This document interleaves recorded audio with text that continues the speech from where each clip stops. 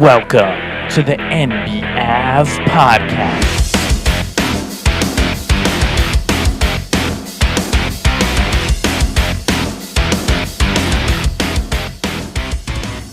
Welcome back to NBAV and the NBA Avenue podcast, where we are back on February 22nd, 2024, with a completely full slate of NBA action coming up tonight.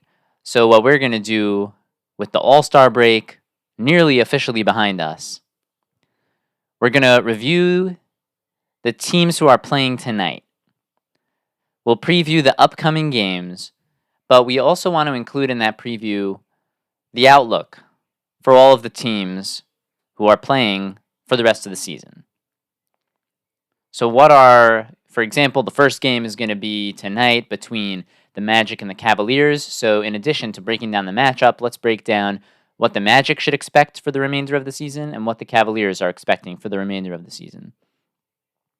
Starting with Orlando. This has been a really great year for them. They're 5 games above 500, sitting in an 8 seed, with Paolo Banchero leading the team and Franz Wagner assisting, along with some of the bench guys. And what they really clearly need to improve are the guards on this team. They need to have decisively who are the best guards, who are the better ones, and not just have a rotation of 3 or 4 guys, which is something they'll figure out over the coming seasons. But for now, the Magic have given a great run. And with about 20, how many games are left? If they are 30 and 25, that's 55, so 65, 70, there's 27 games left for them. In the final 27 games, they want to show exactly what they showed in the first half. They want to make a push to be in playoff seeding and get that taste. There are no expectations of them going far. There's no expectations of them winning a round in the playoffs. And if this was a regular year before they brought on the play-in tournament, it would be even better because all they would need to do is get in as the 8 seed, which they are currently at, 4 games up on the 9 seed. And they would just have to stay over the course of the last 27 games. They would just have to play 4 games better than Chicago, who are in the 9 seed, and then they would be good. Orlando would be able to get that little bit of playoff experience for Paolo Banchero and co. this season, and that would be fantastic for them. But unfortunately, with the play-in tournament, that's going to damper their chances a little bit, where they are most likely going to be in some sort of play-in scenario before they could get to a full first-round 7-game playoff series. But the goal can't change. The goal for them is, for the last 27 games, do the same thing. Be a couple of games above 500, continue bringing it, playing the right way every single night, and getting in there to the point where now you are going to, as an 8 seed, you're going to have the upper hand on making it into the 7-8 seeds, where the 9 and 10 seed don't have as good of a chance because they have to first play each other. One of those 2 teams will be eliminated, and then based on what happens in the 7-8 matchup, then the 8 and 9 would play each other for the final chance. So the Magic would have a 2 out of 3 chance they would have essentially 3 chances to win a game. Or they would have 2 chances to win a game is how it would work.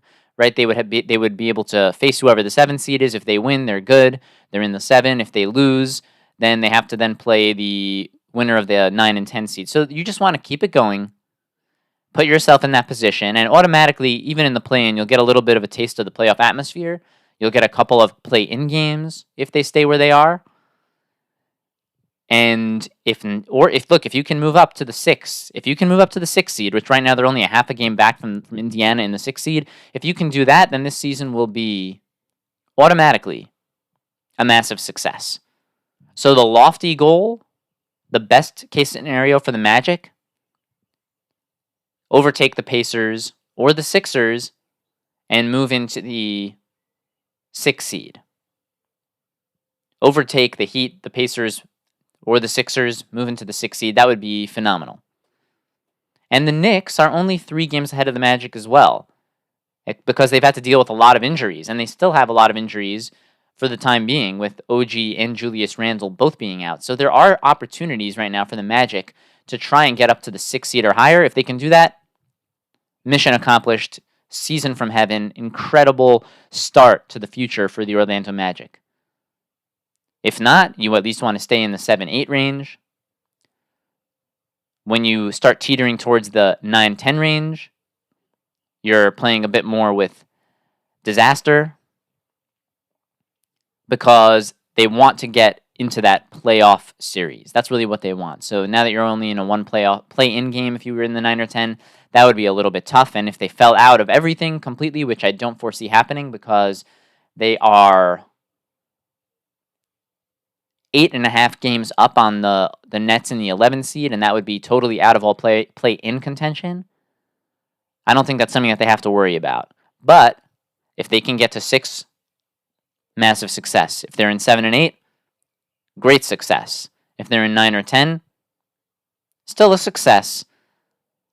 But you want to be in that playoff series, not just in the play-in game. So there you have it for Orlando. On the other hand, you have Cleveland, the 2 seed, 2.5 games up on the Bucks for the 3 seed. What Cleveland is trying to do right now is they've got Garland back. And they want to see if, the same way they ran off a couple of massive win streaks without Garland, they want to see if they can do one of those with him. Because the way that you are going to be playing in a playoff series, you want to figure that out now near the end of the regular season. So that's what the Cavaliers are trying to figure out. They've gone on a couple of great win streaks, but that's not with the team that's going to be as it's constituted during the playoffs. Because with Garland going to be there, with Mobley going to be there, with Jarrett Allen hopefully going to be there, you need to figure out your rotations. And you're trying to get a groove. For a lot of these teams that kind of know where they're going to sit approximately after the next 27 games, when you have an idea, it's about getting ready. Getting your rotation set, feeling good going into the playoffs in a smooth way. And that's what it's about for the Cleveland Cavaliers. You have the Brooklyn Nets facing off against the Toronto Raptors. And here it's a bit murkier. The Brooklyn Nets are in 11. They just fired their head coach. And I think it was a just firing, because he didn't seem to have his finger on the pulse. If you watched his face, during the games, he seemed a little bit out of it. But more than that, the Nets have struggled in many games executing at the end of ball games where they had the lead. They blew some big leads this season, and that's a product of poor coaching in many cases. Because if you have a 10-point lead at the end of a ball game and you're losing those games routinely, maybe there's something lacking in the coaching department. Definitely not a massive surprise type of firing. I don't believe Jacques Vaughn was first choice on anybody's list for head coach of the team to begin with. So the Nets, they're kind of in a bit of a rocky terrain, but the Raptors are right there. The Nets are in 11, the Raptors are in 12. Do either of these teams hope that they can make it into the play-in? The Nets have to make up 2.5 games on the Atlanta Hawks. And the Raptors are another 2.5 games behind the Nets. So they would have to make up 5 games on the Hawks, who are the 10 seed. So the Raptors really have their work cut out for them, because they have 27 games to make up 5 games. So if the Raptors, let's say, won 20 out of these next 27 games, which would be an incredible run for them, considering they're 19 and 36, they only win about 33% of their games as it is. They're only winning about a third. To say if they went 20 and 7 for the duration, and by the way, they lost their last 3. So they would have to go 20 and 7, let's say, and then the Hawks would have to do 5 games worse than that. So the Hawks would have to go 15, and if it's 27 games left, they would have to go 15 and 12. That's possible, but then there might be a tiebreaker scenario. Let's say they would have to go 14 and 13. About 500. So what you need to go on a massive win streak. The Raptors are going to have to win such a large portion of the rest of this season, and they're also relying on the Hawks to be about 500, and then they could make their way into the play-in as a 10 seed. That's going to be real tough. I think for the Raptors, you may as well call it. So what do you have to look forward to for the rest of the season? Nothing. Unfortunately, you really have nothing to look forward to. You're going to watch Scotty Barnes, but this is a team that's hard to watch in general. The Raptors are one of the most boring teams in the league, so I'm sorry to say, but they really have nothing to look forward to from here on. The Brooklyn Nets are a little bit closer. They're only 2.5 games back from the Hawks. So you're 2.5 games back. You bring in the fresh coach. Ben Simmons comes back, and you hope that you can rattle off a couple of victories quick. If you can't, then you'll probably go into despair. But we can see over the next 10 games. That's really going to be the tell. Can the Nets make it into the play-in and give it a chance? That's what you want, I guess, if you're a fan of the Brooklyn Nets. But there's not too much to look forward to either. You're trying to make the 10 seed and Hail Mary play in Mikal Bridges. Let's see what happens. Then you have a couple of teams who are in similar waters right now. You have the New York Knicks and the Philadelphia 76ers. For the 76ers, it's about negating the free fall that you're in right now with Joel Embiid's absence, and every couple of games getting a victory. If you can win every other game, stay about 500 for the rest of the season, you'll be happy. If you can win every third game and stay in the 6th seed or higher, you'll be happy. What the team is trying to avoid right now is dropping below the 6th seed and now having to play-in games in order to earn their way into the playoffs. That's what the Sixers are trying to avoid. And they're also trying to make sure that Joel Embiid gets healthy so that he's back for the playoffs. But either way you cut it, it's going to be tough because you're going to bring Joel back. He's going to have to play himself back into shape after not being on the court for a while. And he's going to have to play at the top of his game in order for Philadelphia to win a playoff series. So it's going to be a very uphill battle. But that is the expectation for the Sixers, is that you want to try not to drop into the play-in. You want to stay in the 6th seed or higher by winning every other game or so, playing about 500 basketball or 400 to 500 basketball and staying 6th seed or higher. Then you go to the Knicks. The Knicks have it a bit different. The Knicks are in the 4 seed. Now, they're trying to do the same thing in the sense that they don't want to drop below 6, but the Knicks are dealing with a lot of injuries right now. They're missing Julius Randle, who is having a very good season, and they're also missing OG Anunoby, who has been pivotal since coming to the Knicks in that trade for Barrett and Quickly. The Knicks are going to bring it every night, and although they've lost their last 4, they really got hosed, specifically in one of those matchups against the Houston Rockets with terrible refereeing at the buzzer. The Knicks are looking to, similar to the Cavaliers, get their playoff rotation set, but the Knicks, because they've lost their last 4, now also have to keep their eye below them a little bit and make sure that they don't drop a couple of spots. The Heat could get hot. The Pacers could start winning, and then the Knicks are flirting a little bit with dropping.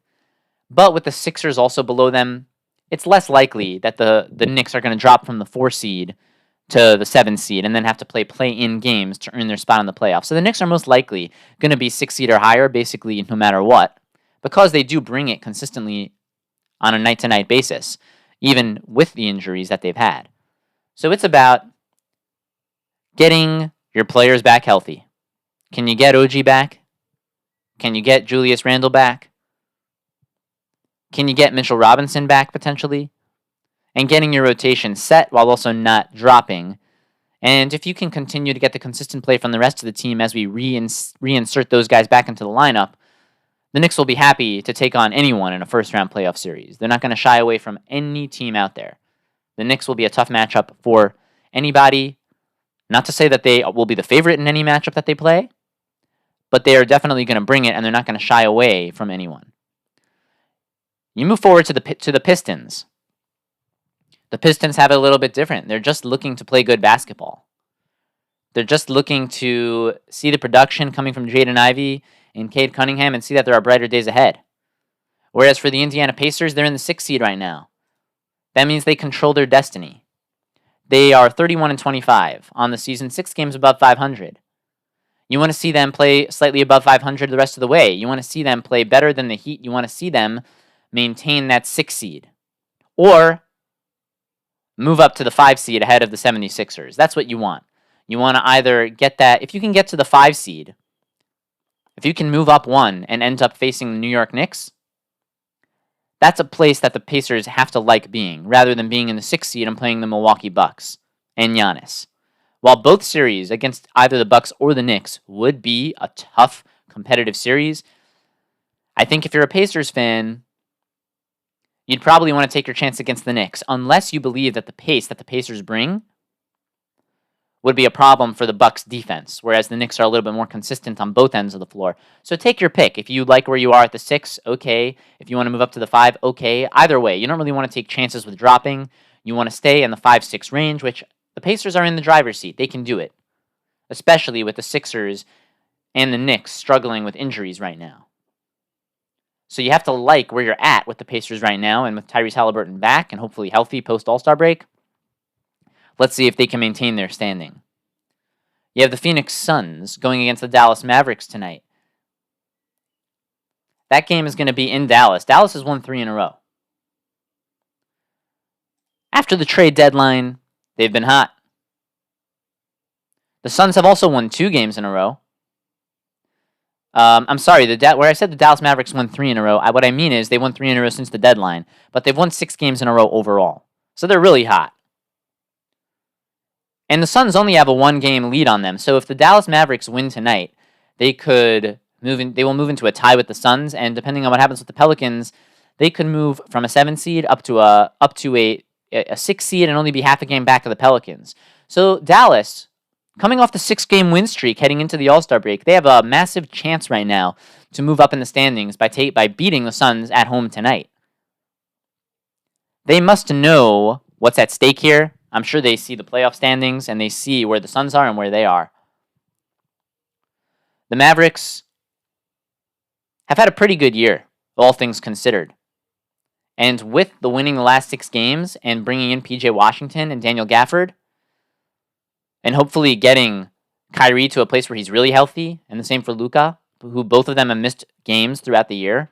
Kyrie more than Luka, but Luka's missed a bunch as well. Luka with the broken nose, most recently. You're hoping to get into a real rhythm. You're hoping to keep this win streak going. And Dallas, if they can move up, they'll be real dangerous, because any playoff series that they're in, they have a chance to win. Currently, the way things are constituted, Dallas would have to play a play-in game to earn their spot at 7. But if Dallas can move up, which is certainly in their purview, and get to the 6 and play a team like the Clippers, that'd be a tough series. But they might play a team like the Thunder, and they could beat the Thunder. They could beat the Timberwolves. Any team would be a good series against Dallas. So, Dallas, you're just looking to continue exactly what you've been doing before the All-Star break. You won 6 games in a row. You won 7 out of your last 10. You're just going to keep that up, and you're going to hopefully move up out from this play-in range and make it into an actual guaranteed play-in series, guaranteed playoff series. And then watch out, because the Dallas Mavericks are the wild card in all of this. In terms of contenders, they are one. And they're off a lot of people's radar. A lot of people don't realize when you have a good team that's playing well, and then you add a couple of key improvements to that team, it's not just 2 individual guys. It's improving the team overall. And Dallas is very dangerous. The Clippers are going to be playing the Thunder tonight in a game that's going to decide the 2 and 3 seed, at least for the night, until things can switch back. The Thunder are currently at 2. The Clippers are at 3, 1 half game back of the Thunder. So whoever wins tonight will officially be in the 2 seed for the time being. For the Clippers, they've already had a great year. They're in 3, they can move into 2, they can move down to 4 behind Denver. We'll see what happens. But for them, it's about keeping their stars healthy. Seeing if you could bring in a buyout guy. Someone like Otto Porter at the end. Just to see if you can get yourself set for the playoffs. Because if you have the playoff series where Paul George is there, helping out Kawhi Leonard, and James Harden is playing to the top of his ability with Russell Westbrook coming off the bench in that six-man role, you're going to have a shot to win the whole thing. So you're looking to keep the team healthy. How many games you win from here out doesn't really make too much of a difference. You don't know who the playoff matchups will be anyway. You don't know how the seeding is going to work out. You're trying to keep the team healthy. For Oklahoma City, I think you want to try and win as many games as you can because you have a young team. And they've had a great season. And they're not going to win in the playoffs. If they won round one, this season would be a massive overachievement. There's a high chance that they'll lose in round one, considering they have basically no playoff experience. And when games are close at the end of ball games and Shai Gilgeous-Alexander gets double-teamed, outside of Jalen Williams, it's hard to find someone who's super reliable at the end of games. They're heavily reliant on Dort. They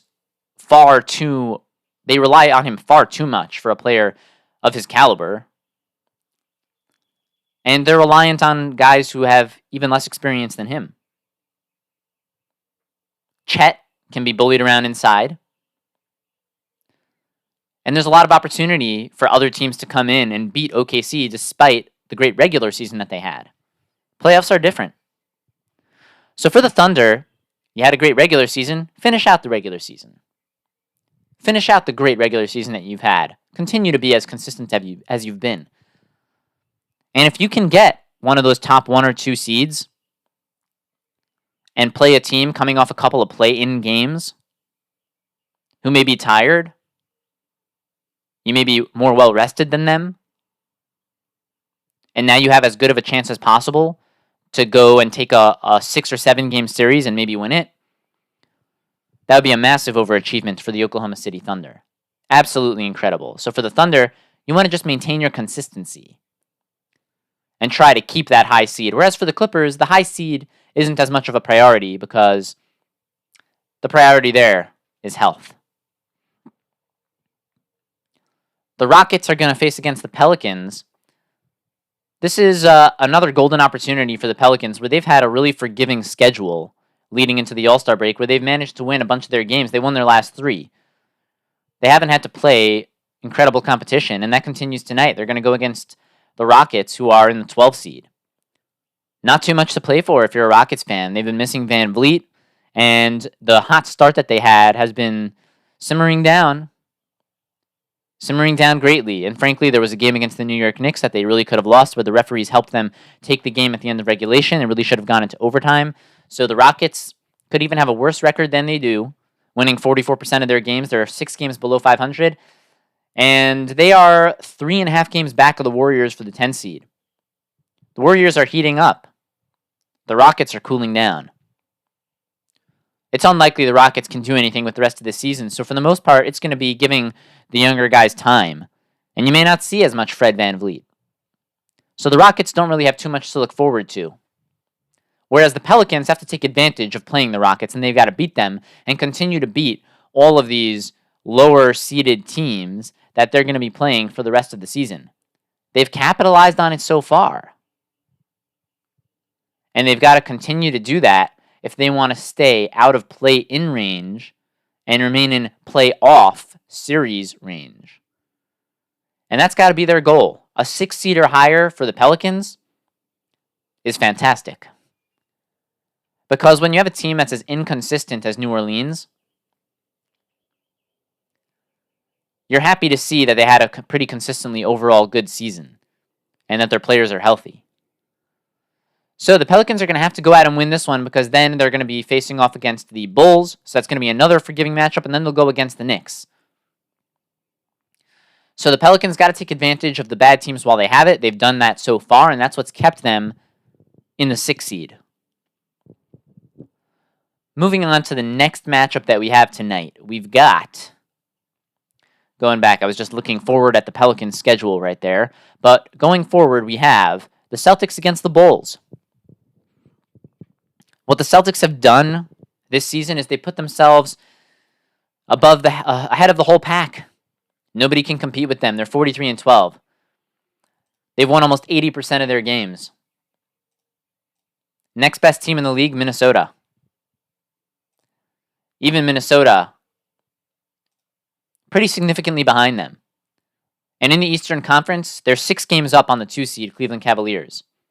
The Celtics have quietly won 6 games in a row, beating up on some bad teams like Brooklyn in back-to-back games. Celtics have put themselves firmly in the driver's seat above anybody else, and all they're trying to do is get their playoff rotation set. Try not to go on any extended losing streaks. Rest your guys when you have to. Try to work in Xavier Tillman and make sure that you have your bench rotation set. Make sure that the players are able to get their chemistry rolling. But that hasn't been a problem for them the entire year. They're 8-2 in their last 10, won 6 in a row, and that's really the way this entire season's gone for them. Every 10 games has been 8-2. They win basically 80% of their games. You're gearing up for the playoff run, and you're gearing up for the championship. And frankly, no matter what they do from here out, they're probably going to be in that 1 seed. So they can play free basketball, they can play fun basketball, and they can try their best to get settled down and embrace the championship run. Then you have the team that they're going against tonight, the Chicago Bulls. This game's going to be in Chicago. The Bulls are in the 9 seed. They're 4 games back of Orlando. It's going to be tough for Chicago to catch Orlando.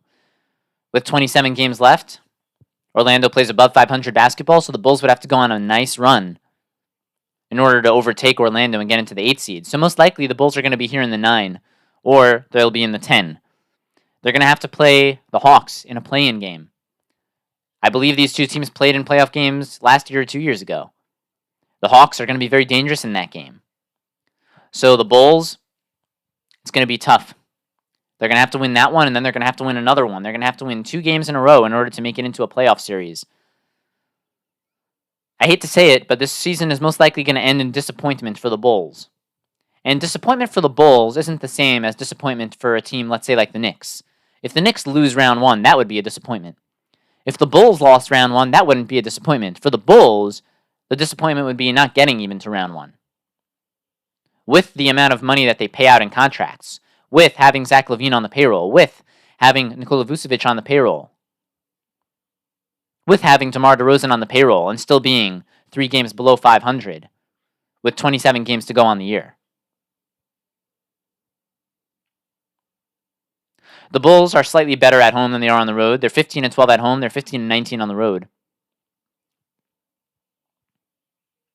I'm sorry, they're 15-12 at home. They're 11-17 on the road. So they're much better there at home. So we'll see if they can come up with a huge victory against the Celtics tonight. If they can, perhaps that spurs something. Otherwise, get ready to get embarrassed in the play-in game by the Atlanta Hawks.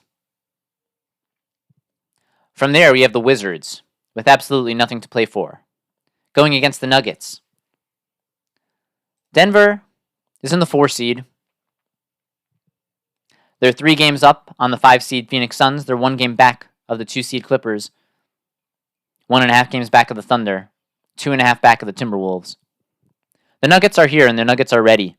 But they've been missing something where they're winning 65% of their games this year. They were better last year. So you want to try to figure that out. You want to try to get back and locked in for the playoffs. Then we have the Hornets. The Hornets are the scorned girlfriend with a vendetta. They are a team filled with players who didn't work out on other teams. Vasilije Micic didn't get a shot to play much basketball in Oklahoma City, but now he does on Orlando. Now he does in Charlotte. Trey Mann didn't get an opportunity in Oklahoma City, but now he does on Charlotte. They got rid of Gordon Hayward, who never suited up for them. And now they have Grant Williams, who didn't work out in Dallas. And these guys are going to all play with a vendetta. They're going to play with a chip on their shoulder. Go out there and have fun. Show why you belong in this league. They won their last 3 heading into the All-Star break, and this is a time of fun and enjoyment for the Charlotte Hornets. Not only that, they're going against the Utah Jazz, who have been greatly struggling lately. Since the trade deadline, the Hornets have won 3 in a row, and the Jazz have lost. Let's see how many in a row the Jazz have lost. They've lost 4 in a row. Getting rid of Olynyk, Fontecchio, Agbaji, it's hurt them. And these 2 teams, Charlotte and Utah, are going in opposite directions. Neither has very much to play for if you really think about it, but Charlotte is playing for respect. And Utah is just trying to cling to something to say that they still had a good season, but they're on the way down. So a huge opportunity tonight for Charlotte to continue their win streak and continue bringing joy to the city for once. Then you have the two teams in the exact same position. You have the Lakers and the Warriors. What a matchup. Coming out of the All-Star break, the Lakers 1.5 games up on the Warriors. If the Lakers can win this game and they take a 2.5 game lead, and then after tonight there would only be 26 games left, if they would have a 2.5 game lead on the Warriors would really have to start playing extremely well to jump back in front of the Lakers. So massive opportunity tonight for the Lakers, but conversely, massive opportunity tonight for the Warriors to close that gap down to a half game lead for the Lakers, separating those two teams. The Warriors have an uphill climb to get into the 8th seed. Most likely, the Warriors are going to be playing this play-in 9-10 matchup. The Warriors are 3.5 games back of the Kings. They're 4 games back of the Mavericks. Those are the 7 and 8 seeds. So the Warriors have an uphill battle. If they can win tonight, it would be a really good start. But for the Warriors, I think you have to get resigned to the mindset you're probably going to be playing back-to-back play-in games in order to earn your spot in the playoffs. And that's a bitter pill to swallow. So right now, for the Warriors, are going to try to go and win 10 games in a row. That's got to be the outlook. They're 8-2 in their last 10. And they've got to try to win the next 10 in a row. I'm serious. Because that's the only way that they can play themselves out of having to win 2 play-in games in a row and having to only win 1 out of 2 games to stay and earn their playoff series. Warriors, you got to win all out. You got to win all your games. For the Lakers, similar, but depending on how things go tonight, the Lakers are only 2 games back of the Kings. Whereas the Warriors are 3.5 back. So the Lakers have the Kings on their sights a little bit more. And in front of the Kings, you have Dallas. Dallas is hot. In front of Dallas, you have the Pelicans, who have an easier schedule. So it's going to be hard for any of these teams to move up. For the Lakers and the Warriors, you both want to get into that 8 seed. You don't want to have to play 2 games back-to-back just to earn the right to play a playoff series. And then, both of them have older teams. The Lakers have LeBron James, who's a key player for them still. And if he has to play back-to-back play-in games just to earn the playoff series, and he goes as the most worn-out version of LeBron James into a 7-game series as a lower seed, that's going to be really tough for the Lakers to win. And the same goes for the Warriors. If the Warriors have to play 2 tough play-in games, and assuming they win both of them, and then go into a playoff series with their older roster, where Curry is a little bit up there, Chris Paul is up there, Klay Thompson certainly has shown that he's getting older, it's going to be real tough for both of them. So these two teams are in the position where they have a glimmer of hope, and they're looking to run off a massive win streak to try and do anything. They're sitting in the rowboat, and they're paddling like hell to try and get to shore. But if these two teams cannot go on a big win streak right here, right now, it's going to be a massive uphill climb to win 2 play-in games in a row and then win a 7-game series and then have to win another 3 series to win the title. Then you have the San Antonio Spurs with absolutely nothing to play for, and you have the Sacramento Kings. The Kings are in the 8th seed. They're a half game back of Dallas at the 7. They're 2 games up on the Lakers in the 9. The Kings, they just got to do their thing. They've struggled massively comparatively to last season, where they went into the playoffs on a high as the 2 seed. Right? I believe that the Kings were 2 last year. They played against the Warriors. They played against the Warriors in the first round of the playoffs, and they took it to 7 games. It was a close series, it was a tough series. And the Kings have not looked the same since then. There have been some minor changes to the roster, but Keegan Murray hasn't been quite as good as you would have hoped he would be this season. Domantas Sabonis puts up a lot of stats, but it's unclear to me how much of an impact he has on their winning relative to the statistics that he puts up I know he's an all-star technically, but is his impact in winning and losing as impactful as he is in the stat column? De'Aaron Fox has been a little quieter. Every few games, he shows that he still has it in him, but that's the problem. It's been every few games. And where we thought he was taking a step towards the top 10 players in the league, now I'm not so sure. Maybe top 15, top 20 is where De'Aaron Fox has to sit. And over these next 27 games, we're going to get a real taste of that. The Kings don't have many believers right now. They have Malik Monk in a contract year. And they've got to lock down. Sacramento Kings have to lock down. They've thrived off being a good story for the last couple of seasons. And they need to try to do that again. They need to try to be a feel-good story for a small town relative to a lot of these big markets. They've got to lock in, and they've got to show that they can be consistent for the rest of the way and earn their way out of the 8th seed firmly into the 7 or 6. The 6 would obviously be a lot better. But for the Kings, where last season they were the better seed looking down, now they're the worst seed looking up.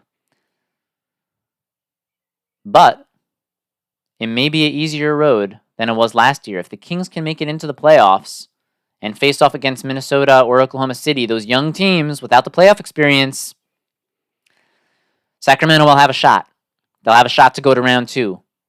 And if Sacramento goes to round 2, I hate to say it, that's a success for Sacramento because they haven't been there in a while.